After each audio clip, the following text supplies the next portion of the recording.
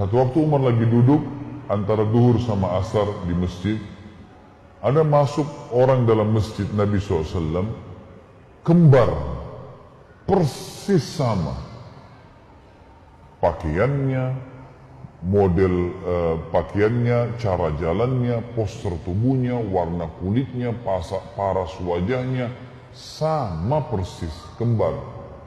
Tapi kembarnya ini agak unik, sampai Umar bilang, Subhanallah, Maha Suci Allah, saya belum pernah melihat ada orang kembar seunik ini. Artinya tidak ada beda sama sekali, semuanya sama. Kata Umar, saya ingin bicara sama orang ini. Maka ada satu orang sahabat Umar mengatakan, saya panggil Amirul Mukminin. Dipanggillah. Datanglah dua orang itu. Yang satu depan, yang satu belakang. Lalu kata Umar, segala puji bagi Allah yang telah menciptakan kalian kembar seperti ini. Apakah yang di belakangmu itu adikmu? Kata yang di depan ini, bukan Amirul Mukminin. Ini anak saya. Anaknya.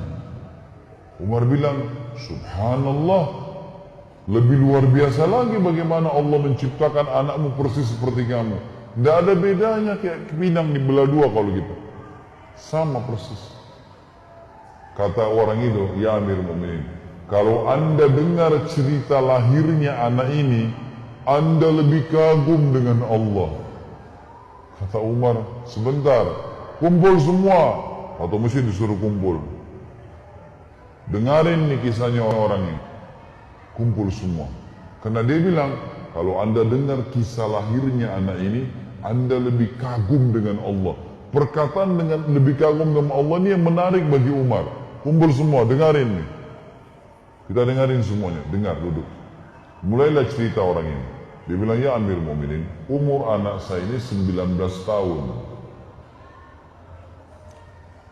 Yang lalu, 19 tahun yang lalu, saya pernah berjihad. Pergi jihad. Waktu saya pergi jihad ini, hari pertama saya mau jihad, istri saya lagi hamil, saya baru nikah. Istri saya hamil, ada panggilan jihad, saya mau pergi berjihad. Istri saya sedih, karena saya mau pergi jihad, kita masih baru nikah, baru berapa bulan, dia juga dalam kondisi hamil. Saya tahu kesedihannya, takut sendirian. Maka sebelum saya keluar dari rumah, saya pun memegang perutnya sambil berkata, saya menitipkan bayiku ini kepadamu ya Allah. Itu bahasanya. Saya titipkan bayiku ini kepadamu ya Allah. Lalu dia bilang, orang ini bilang, saya bilang sama istri saya, tenanglah, Allah akan menjaganya. Istri saya pun pasrah, saya pun pergi jihad. Saya jihad selama 9 bulan, dia bilang. 9 bulan di medan perang. Setelah 9 bulan saya berpikir, kayaknya sudah tiba masa melahirkan istri saya. Saya ingin balik ke Madinah, ingin melihat. Kembalilah dia. Dia dari kota pindah ke kota jihad. Dia kembali. Waktu dia kembali, teman-teman sekalian, dari peperangan itu, dia bilang, Mon, saya tiba, lalu saya ke rumah saya, nggak ada istri saya. Saya datang ke rumah kerabat saya tanya, kata mereka, istrimu baru meninggal kemarin. Baru meninggal kemarin. Kata dia, bagaimana ceritanya? Sempat melahirkan? Nggak sempat. Meninggal, biasa. Tidak ada sakit, tidak ada apa, meninggal. Baiklah. Dia bilang, kalau begitu, saya besok akan kembali ke medan perang, medan jihad lagi. Malam ini saya tidur di rumah saya. Tapi bisa nggak tunjukin di mana kuburan istri saya di Baqi, di kuburan Madinah? Kata mereka, baiklah. Kebetulan sepupu-sepupunya ada beberapa orang. Ikut. Jalanlah sama-sama ke Baqi. Pas tiba di Baqi, ada fenomena yang dia lihat agak unik menurut dia. Jadi di atas kuburan istrinya itu seperti ada debu. Dan seperti kalau kuburan baru ditutup, masih ada debunya. Kuburan lain kan tidak ada begitu, cuma kuburan istrinya saja. Lalu dia bilang, ada apa kok? Kuburan istri saya kapan kalian kubur? Kemarin atau baru sekarang? Kata mereka, dari kemarin. Kok seperti baru dikubur, masih ada pasir-pasir, masih ada debu-debu. Apa ada yang gali kuburan istri? Dia bilang enggak. Dari kemarin, kata sepupu-sepupunya, dari kemarin semenjak kami kubur istri kamu, begini keadaan kuburannya. Bahkan kalau dari jauh, kelihatan sekali debu itu. Dari luar kuburan baki kelihatan sekali. Orang bisa tahu kayak seakan-akan kuburan baru ditutup.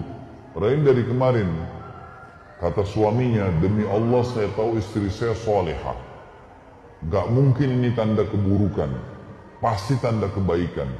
Karena istri saya sangat baik, patuh dengan saya, jaga ibadahnya dengan Allah, gak mungkin. Ayo kita digali sama dia. Dia bilang, ya Amir Mu'minin, waktu kami gali kuburan istri saya itu, kami menemukan jenazah istri saya masih utuh, gitu kan?